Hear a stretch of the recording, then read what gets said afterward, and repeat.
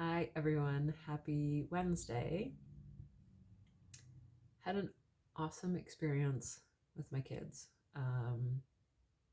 They each had a body talk session, not through me, through a friend of mine, and it was profound for them. I don't think they'll realize it quite yet, but for me it was profound. Still processing, but super grateful. Why I wanted to share a message today was I pulled out this book last night, A Course in Miracles. It's one that I bought 2018. And for probably about 6 months, I opened it all the time. And then we had went away, had a great time with the kids, and kind of got out of my routine, and it went back on the shelf. So I had some inspiration last night to pull it out. And where I opened it and what I read was phenomenal. And that's my purpose for this video. But when I opened it right now, so it's in the front part, workbook for students, part 1, page 317. The gifts are yours, entrusted to your care, to give to all who chose the lonely road you escaped. They do not understand. They but pursue their wishes. It is you who teach them now, for you have learned of Christ there is another way for them to walk. Teach them by showing them the happiness that comes to those who feel the touch of Christ and recognize God's gifts. Let sorrow not tempt you to be unfaithful to your trust.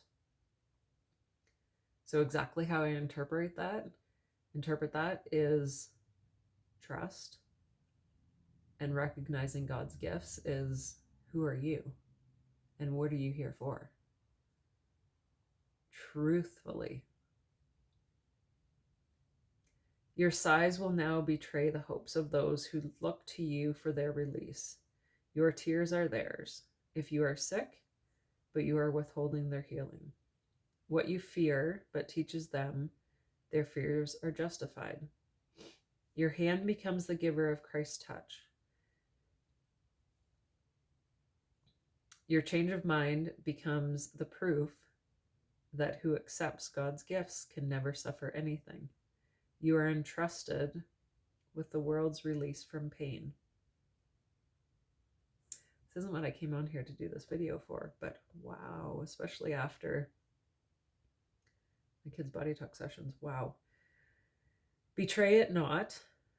Become the living proof of what Christ's touch can offer everyone. God has entrusted all his gifts to you.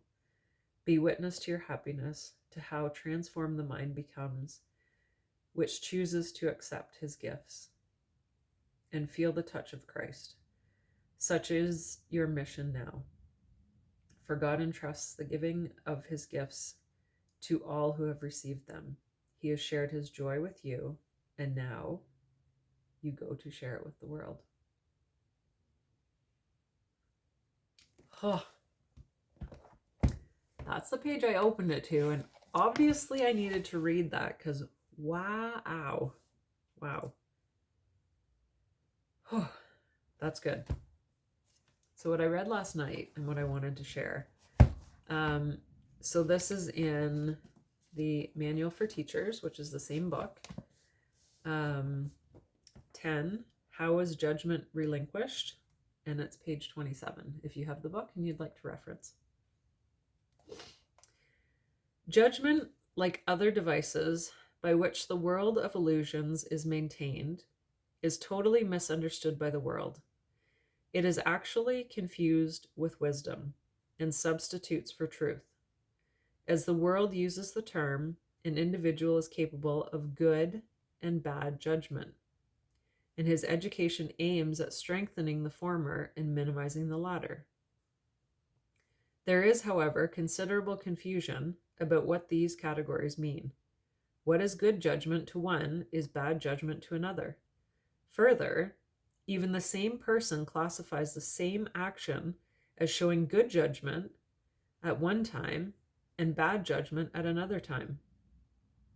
Nor can any consistent criteria for determining what these categories are be really taught.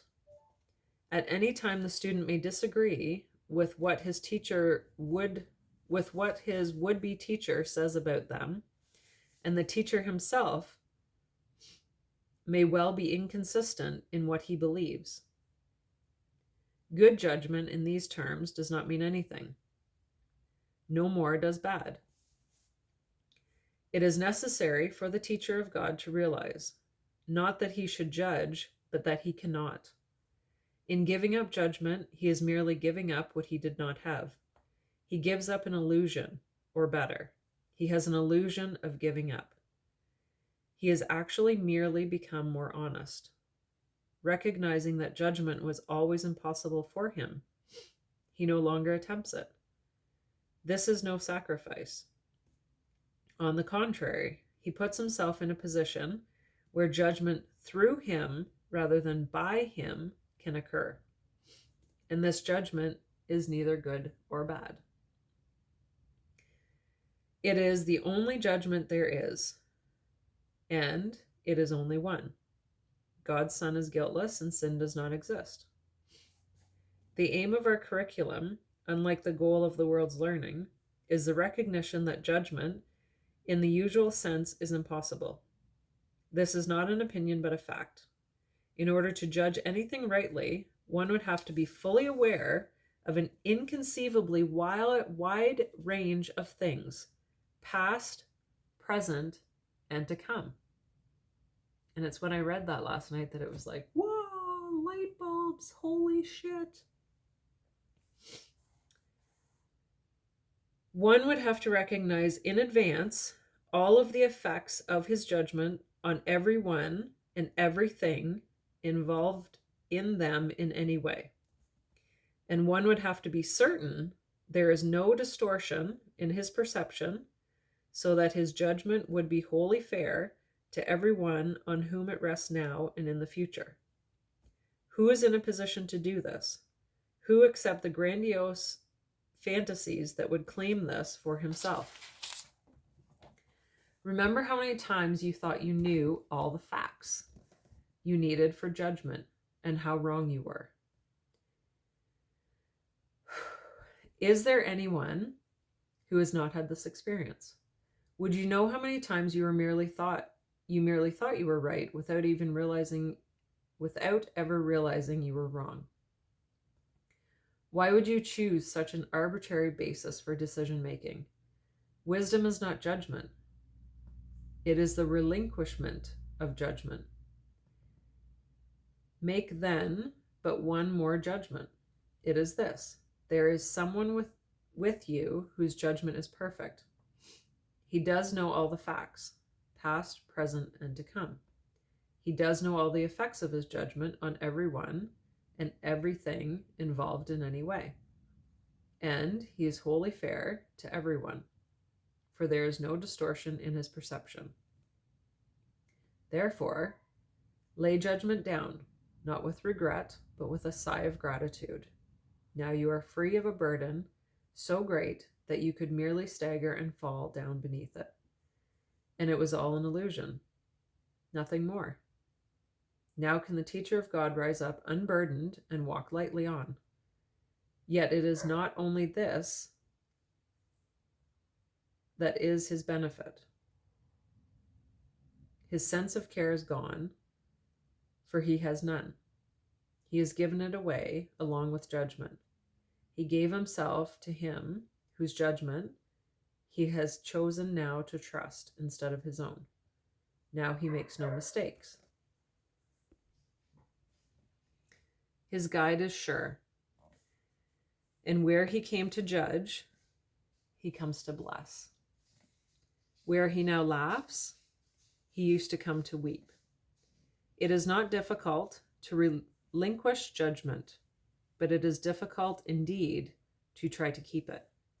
The teacher of God lays it down happily, but the instant he recognizes its costs, all of the ugliness he sees about him is its outcome.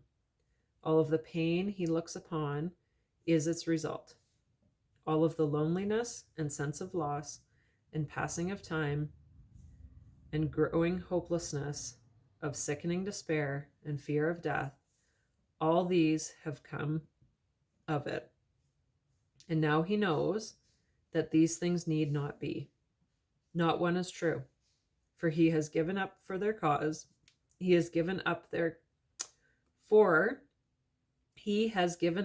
cause, and they, which never were but the effects of his mistaken choice, have fallen from him. Teacher of God, this step will bring you peace. Can it be difficult to want but this? I read that last night and it's so true. It's so true. Think of that. Think of it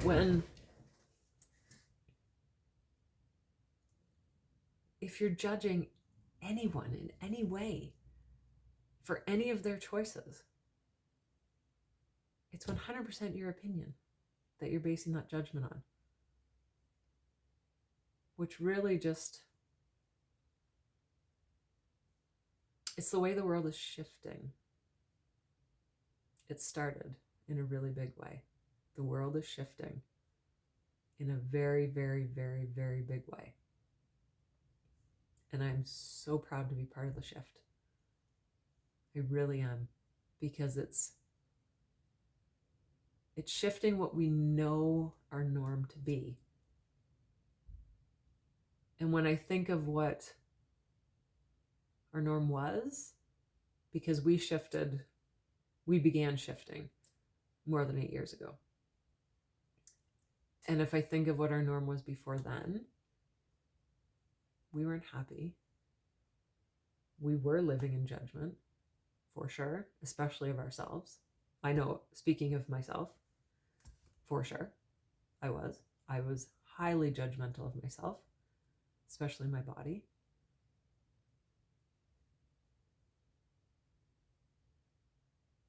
It also comes in alignment. I had a very, very, very clear message a week and a half ago, the weekend before April arrived, to step back from a lot of external sources. So for me, that was social media. And I was doing good, not being on it very much, but it was that external energy I just needed to cut off for a bit. And it feels in alignment big time. If this resonates with you, let me know. So it's in the Course in Miracles, Manual for Teachers, page 27.